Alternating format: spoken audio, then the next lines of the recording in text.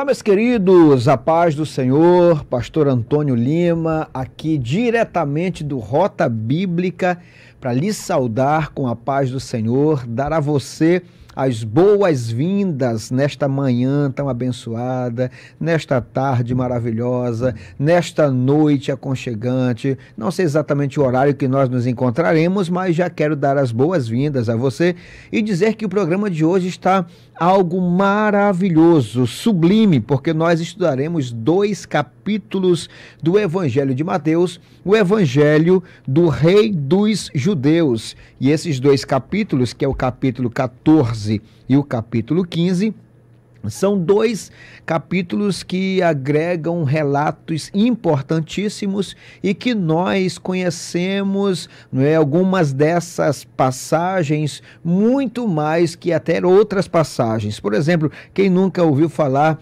da famosa frase: pegaram a cabeça de João Batista, cortaram a cabeça de João Batista? Isso está no capítulo 14.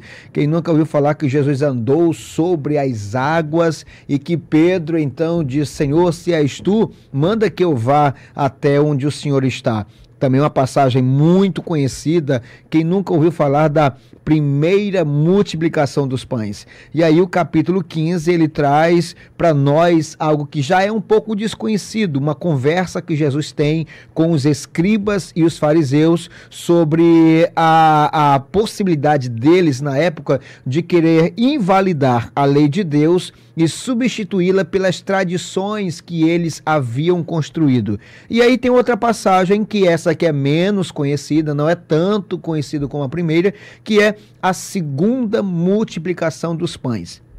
A gente sempre fala muito sobre a primeira multiplicação, mas a segunda multiplicação a gente quase não fala. Então, a aula de hoje é justamente sobre esses 2 capítulos, então eu preciso pedir a você para que você não saia sem antes concluir o nosso programa, sem antes nós cheguemos ao final deste maravilhoso programa, porque eu sei que você e eu, nós juntos cresceremos em graça e em conhecimento. Já pega a sua Bíblia, a Bíblia que eu vou utilizar hoje é a Bíblia Revista Almeida e Corrigida, tá bom? É a Almeida Corrigida que eu vou usar hoje, e eu quero que você também pegue a sua Bíblia, quem sabe a NAA, quem sabe NTLH, quem sabe a ARA, quem sabe a King James, eu não sei qual a Bíblia que você, a versão que você vai utilizar, mas a verdade é que não tem nenhuma dificuldade, na verdade só são algumas palavras que elas são traduzidas de uma maneira, quem sabe, um pouco mais aproximada da compreensão da comunidade que lê a Bíblia de um modo geral, ok? Então, sem mais delongas, nós vamos para o capítulo 14, mas antes de chegar no capítulo 14, quero pedir para você, não se esqueça, pelo amor de Deus, de curtir. Se você ainda não é inscrito no canal, se inscreva. Se você já é inscrito no canal, então compartilha, comenta e faz com que esta mensagem ela chegue a muitos corações. E como isso pode acontecer? Você compartilhando o máximo possível. Coloque no status de WhatsApp, quem sabe coloca lá nos grupos da família, nos grupos da escola, nos grupos da igreja, nos grupos dos amigos, e assim a palavra vai chegar a mais lugares e lugares distantes se você fizer aquilo que o semeador faz, que é simplesmente semear a semente. Bem, a gente vai aqui diretamente para o capítulo 14, falar sobre a morte de João Batista. E esse relato sobre a morte de João Batista, a gente encontra, além de Mateus, a gente encontra em Marcos capítulo 6 e encontramos também em Lucas capítulo 3. Então, os 3 evangelistas, que são chamados de sinóticos, eles mencionaram então a morte aqui de João Batista. O versículo 1 diz que João Batista, ele foi preso, né, por conta que ele confrontava diretamente Herodes. Herodes queria casar-se com a sua cunhada. E João Batista, diante do rei, diante do monarca, foi enfático em dizer a ele que aquela ação estava totalmente contrária aos princípios bíblicos, aos princípios sagrados. O que a gente vê do versículo 1 até ao versículo 12, que é esse relato, a gente observa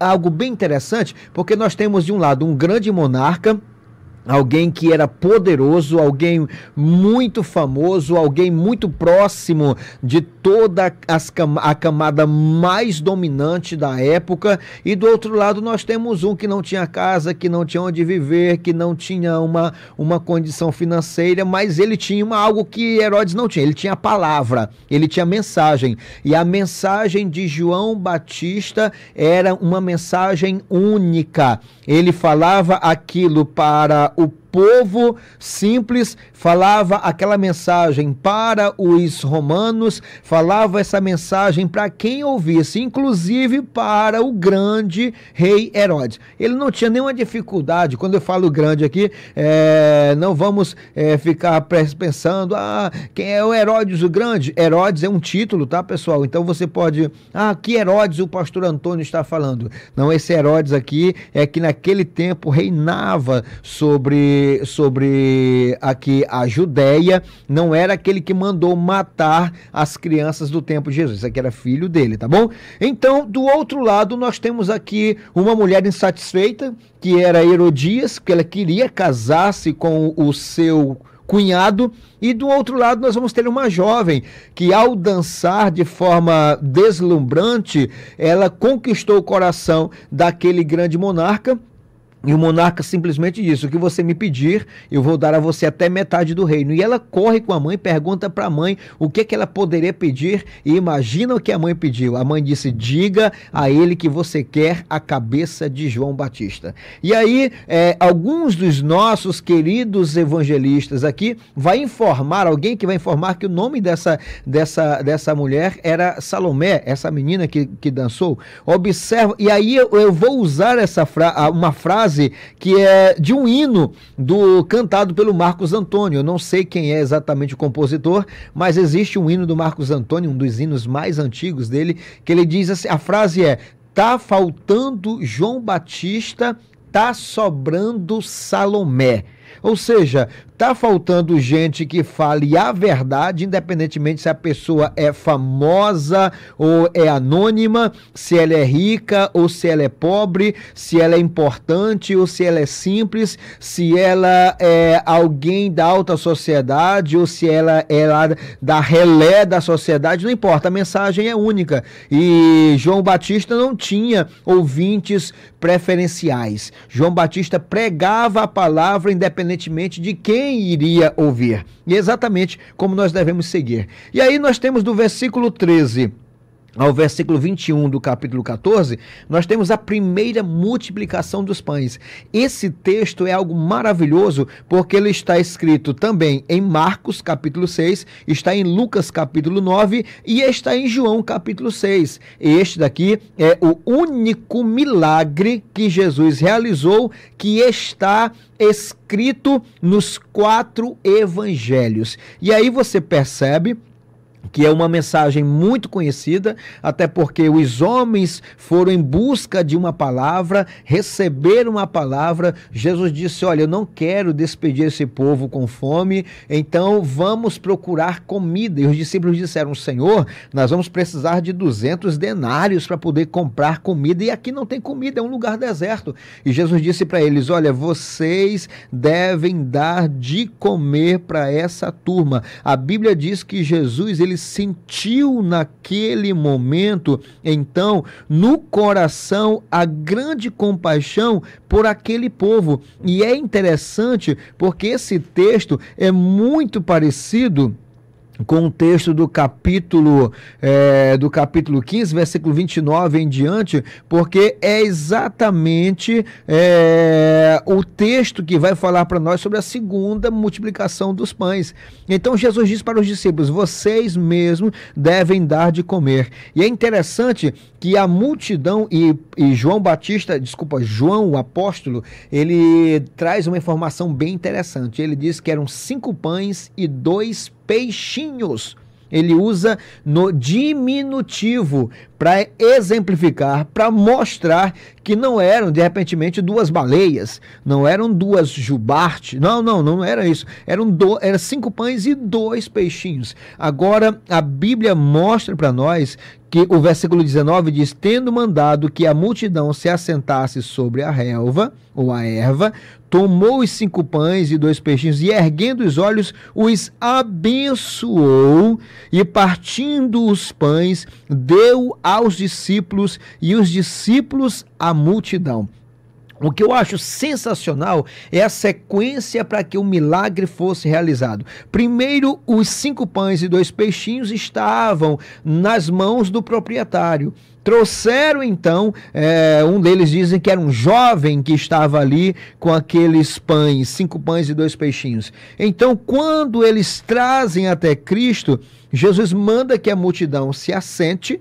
Até então o pão não estava multiplicado. A multidão se assentou, senta todo mundo. Depois que a multidão se assentou, Jesus pegou os 5 pães, os 2 peixes e erguendo, ou seja, levantou, e a Bíblia diz que ele os abençoou. E depois que ele os abençoou, ele entregou nas mãos dos discípulos e os discípulos entregaram para a multidão. O que eu acho perfeito aqui é a organização, é a forma que o milagre acontece dentro da ordem divina. Pessoal, o nosso Cristo, se você ler do Gênesis ao Apocalipse, você vai perceber que o nosso Deus é Deus de organização. O nosso Deus, ele é Deus de ordem. Por isso que a Bíblia fala: faça-se tudo com decência e ordem. Não era um fuzuê de gente. Senta todo mundo sentado. Está sentado? Agora eu vou levantar os pães aos céus.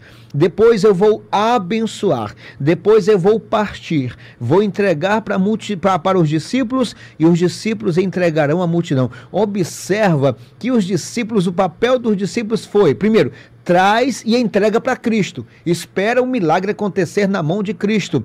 Depois, Cristo entrega novamente nas mãos dos discípulos e os discípulos entregam então para a multidão. Pessoal, isso é fantástico. Por quê? Porque quem faz o milagre não é discípulo. Quem faz milagre é Cristo. Existe aí um grupo de pessoas nas redes sociais, existe pessoas em alguns púlpitos de igrejas, aí como dizem a famosa expressão aqui no norte, arrotando uma intimidade que nem existe essa intimidade. Levando, atraindo para si, como se a glória fosse deles, como se eles fossem os mediadores entre Deus e os homens, e essas pessoas já começam até a usar roupas extravagantes, já montam uma igreja com um determinado nome chamativo, já começa criando umas coisas meio que estranhas, ou uma e meio estranha, não sei, não é? Algo assim terrível para poder chamar a atenção. Inclusive, infelizmente, existe uma galera que cai em cima disso aí, que recebe, aí cumpre na vida dessas pessoas o que Oséias disse: o meu povo foi destruído porque lhe faltou conhecimento. Cristo é organizado, o milagre acontece dentro de organização. Entrega para Cristo, porque Cristo é quem apresenta, Cristo é quem multiplica. Só que aí Jesus é muito maravilhoso. O papel dos discípulos era só entregar. O meu papel e o seu papel é só entregar para a multidão. Só entreguemos. Agora a gente vai pegar da mão de quem? Pegar da mão de Cristo. Porque o que nós recebemos, nós não devemos receber de um outro lugar, não ser de Cristo. Quando eu falo receber o poder, falar receber o milagre, quem tem milagre para a igreja é Cristo, quem realiza milagre para a igreja é Cristo, quem cura é Cristo, quem batiza com o Espírito Santo é Cristo, quem faz com que mortos sejam ressuscitados é Cristo, quem faz com que os coxos andem é Cristo. Ele é a pessoa que resolve todos os problemas. Então, nós precisamos, enquanto discípulos, nós só temos uma função. O que é? É pegar esse milagre e distribuir para a multidão. E os discípulos assim fizeram. Observa que, assim como a multidão estava faminta, os discípulos também estavam. A Bíblia diz, então, no versículo 20, que comeram todos e saciaram-se. Aqui a comida não foi uma comida regrada, a comida foi abundante. O milagre de Cristo, a bênção de Deus, não é uma bênção pela metade. O milagre que Deus opera na minha vida, que opera na sua vida, não é um milagre pela metade. A Bíblia diz que eles comeram e se saciaram, ou seja, ficaram satisfeitos. Mas o melhor do milagre vem agora. E levantaram dos pedaços que sobraram 12 cestos cheios. Você sabe quantos apóstolos Jesus tinha? Ele tinha exatamente 12 apóstolos. Você sabe quantos cestos sobraram? 14 e 20 de Mateus diz que sobraram exatamente 12 cestos. Agora você pega e divide 12 cestos para 12 discípulos, você vai encontrar aí aquela regrinha da matemática que todo número dividido por ele mesmo é igual a 1. Então 12 divididos para 12 igual a 1. Cada discípulo saiu com a barriguinha cheia, mas na cabeça levando um cesto cheio também. O que eu entendo? A multidão saiu sassa, a multidão saiu satisfeita, mas o discípulo, aquele que estava ali entre Cristo e a multidão, além de ter saído saço, o discípulo ainda levou um cesto na cabeça, e o cesto não estava pela metade, o cesto estava cheio. Receba esta palavra profética na sua vida. Você que é discípulo, você não vai sair apenas com o estômago cheio. Você não vai sair apenas com as suas necessidades supridas. Você vai sair mais cheio. Você vai sair mais abençoado que a multidão. Por quê? Porque o discípulo está bem mais próximo. Seguindo, você vai encontrar do versículo 22 ao versículo, então, até o versículo 36, você vai encontrar Jesus que despede os discípulos e diz: vocês podem ir, que eu vou agora me despedir da multidão. Depois, a Bíblia diz que ele subiu sozinho para o monte para orar. E aí, os discípulos já estavam lá pelo meio do mar, mais ou menos 7 quilômetros, entre 6 e 7 quilômetros de distância. Era uma distância, lembrando que o Mar da Galileia é mais ou menos uma distância, uma largura de 13 a 14 quilômetros. Então esse espaço, se ele estava lá pelo meio, então digamos que estaria entre 6 e 7 quilômetros ali onde ele estava. Só que as ondas começaram a agitar o barco. Lembra que numa das passagens passadas, Jesus dormia no barco e eles sacudiram Jesus e disseram: Senhor, socorre-nos porque estamos perecendo. Agora o barco é açoitado pelas ondas, o barco agora é agredido pelas ondas, mas tem um detalhe: Jesus não estava no barco, mas para a surpresa deles, e quem sabe até o assombro deles, eles então perceberam que Jesus estava vindo lá pela 4ª vigília da noite. Jesus estava vindo e você diz: pastor, mas então que 4ª vigília é essa? Como é que eu sei qual é o horário? Se você pegar uma Bíblia, por exemplo, a Bíblia na linguagem de hoje, você vai descobrir então exatamente, eu vou pegar aqui só para nós observarmos rapidinho, Mateus 14, e eu vou pegar aqui na NTLH, e olha só, o versículo 25 diz assim, lá pela 4ª vigília da noite.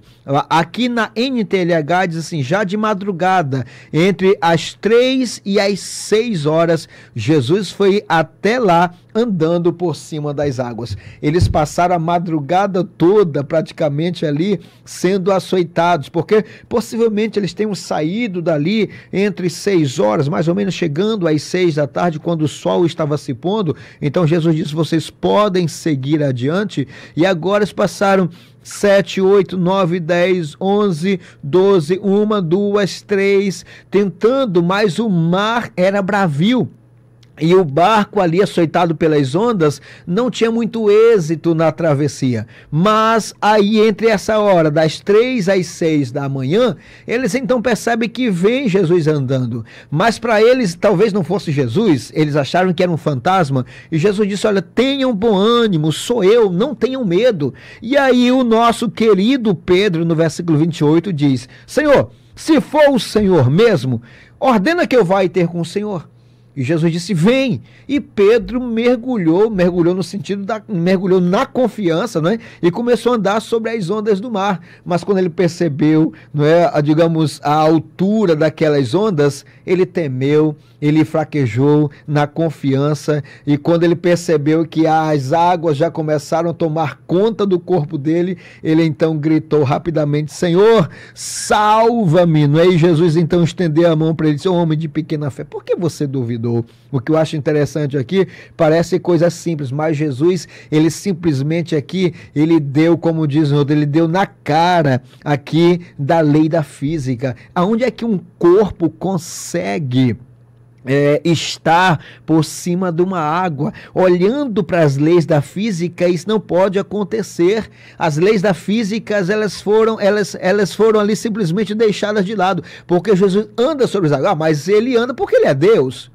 E por que Pedro, que era um homem falho, um homem pecador, ele também vem ao encontro de Jesus, e ele, ao ir ao encontro de Jesus, ele também anda sobre as águas. E o que eu acho fantástico aqui, sobre tudo isso daqui, é que a confiança desse homem foi capaz de ele experimentar a mesma atmosfera experimentada, desfrutada por Cristo. Quando nós temos fé, nós podemos alcançar coisas que pessoas olham de um lado e dizem, nossa, como é que acontece isso?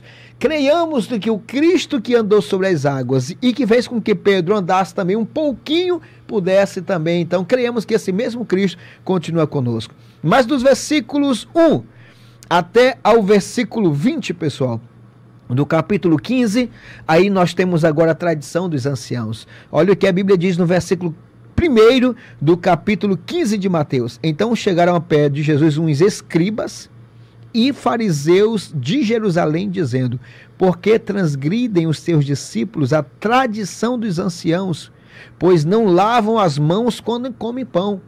Perceba, pessoal, Jesus pregando, fazendo milagre, anunciando o evangelho do reino, e aí aparecem diante dele dois grupos importantíssimos, dois grupos muito importantes para aquela sociedade. Primeiro, os escribas, que eram os especialistas na lei, aqueles que traduziam, aqueles que copiavam, aqueles que faziam com que as pessoas pudessem ter proximidade com a letra da lei. Do outro lado estavam os fariseus, o grupo mais santo, o grupo mais top, o grupo mais próximo de Deus. E esses dois grupos se incomodaram porque Jesus não seguia os ritos que a tradição orientava ou exigia que os judeus então cumprissem. E como Jesus é o mestre por excelência, ele agora ouve a pergunta deles, é a seguinte: por que os teus discípulos transgridem a tradição dos anciãos? Ou seja, por que eles estão colocando para baixo, colocando lá para trás uma tradição tão importante para nós? Aí Jesus responde e diz: então por que vocês transgridem o mandamento de Deus pela tradição? E observa que nesse momento, Jesus diz, olha, porque o Senhor Deus ordenou para que você obedeça pai e mãe. Só que a tradição de vocês diz assim, que um filho, ele está desobrigado de ajudar o pai e a mãe, se ele pegar aquela ajuda que seria para o papai e para a mamãe e dizer assim, olha, essa ajuda que seria para vocês, eu vou levar como oferta.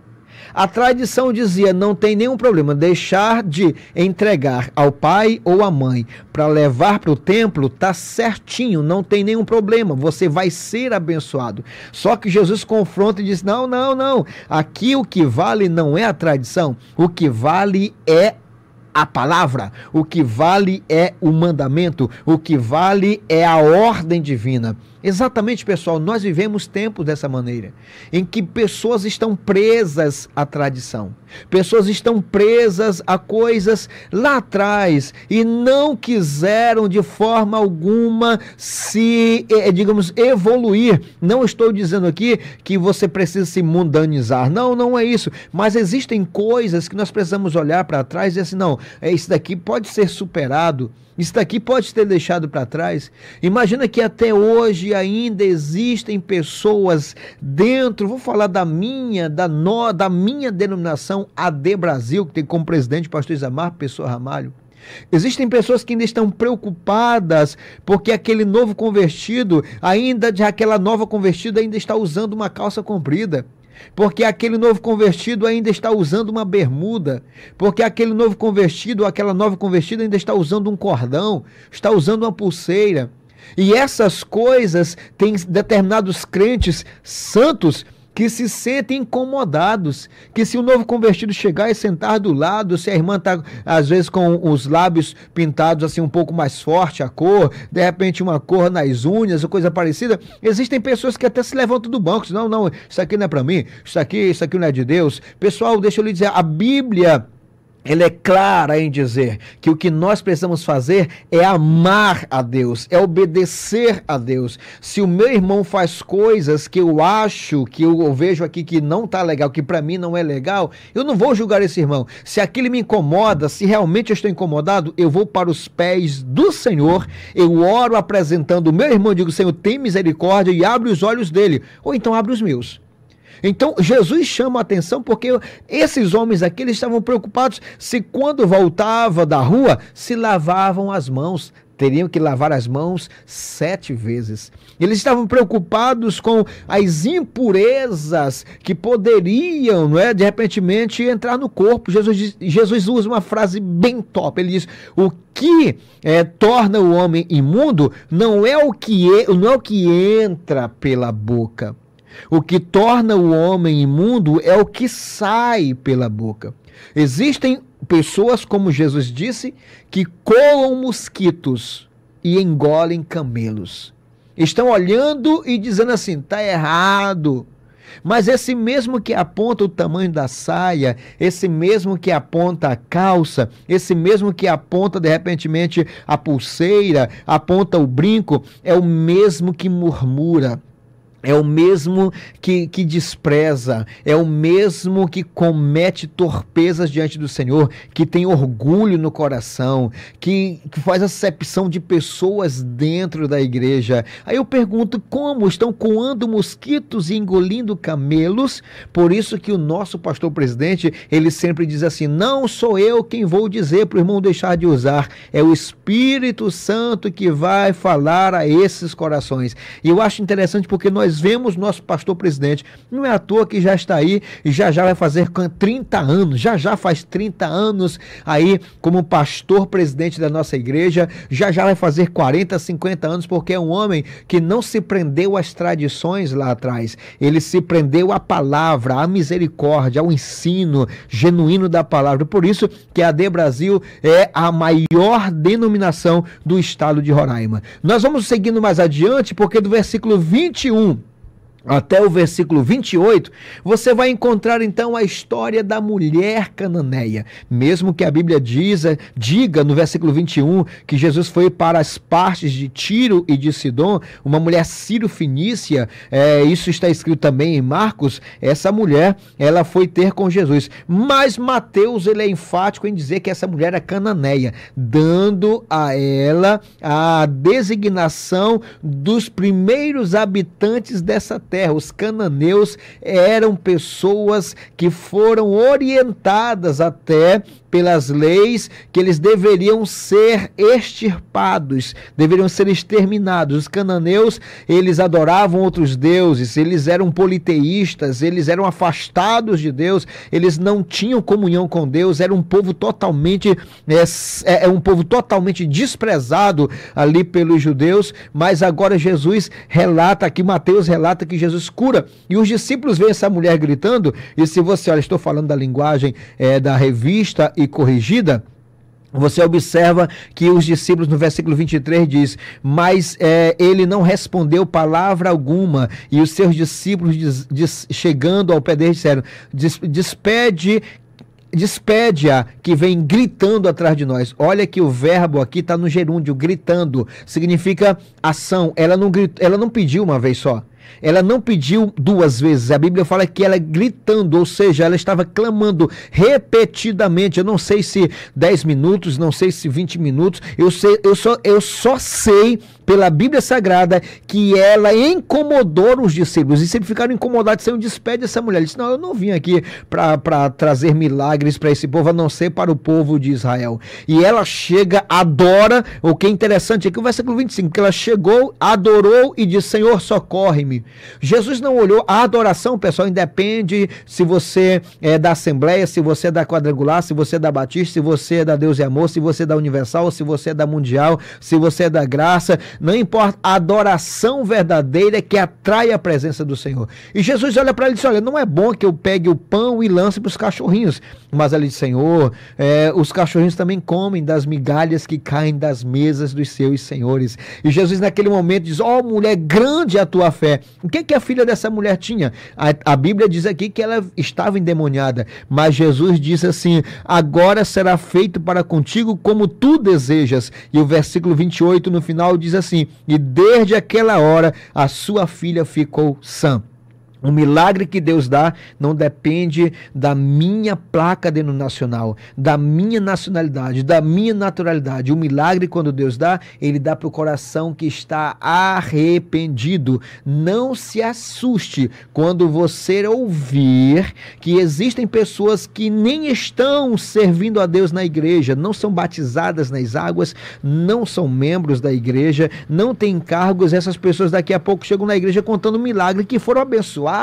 Deus abençoou, Deus abriu portas, Deus fez, Deus prosperou. Você vê isso nas quartas de milagres. Mas você também não fique assustado quando você vê um irmão, de repente o irmão dizendo, eu nunca recebi um milagre, eu peço há 30 anos e nunca recebi. Deixa ele falar, o segredo para receber milagre está na adoração e não na denominação. A segunda parte, já encerrando aqui, está do versículo 29 ao 39, que é justamente 10 versículos voltados para a segunda multiplicação dos pães. Na primeira, 5.000 homens, fora mulheres e crianças, foram alimentados. Agora, na segunda multiplicação, são 4.000 homens, fora crianças e as mulheres que ali estavam. O versículo 38 fala isso. Então, eram 7 pães que foram divididos entre esses 4.000 homens, e além das mulheres e das crianças.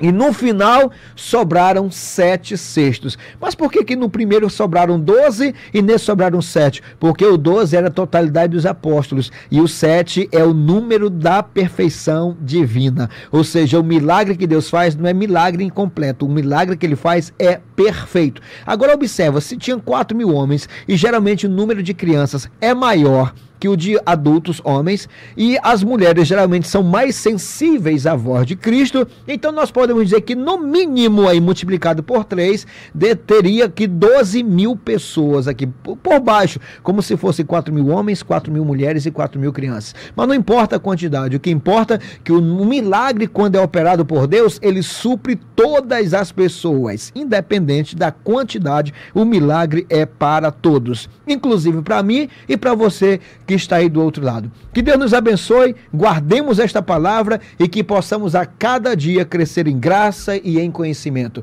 Que a graça do nosso Senhor Jesus Cristo, que o grande amor de Deus nosso Pai, que a comunhão e as consolações do Espírito Santo seja com você e toda a sua casa, não só hoje, mas para todo sempre. Deus abençoe, um forte abraço.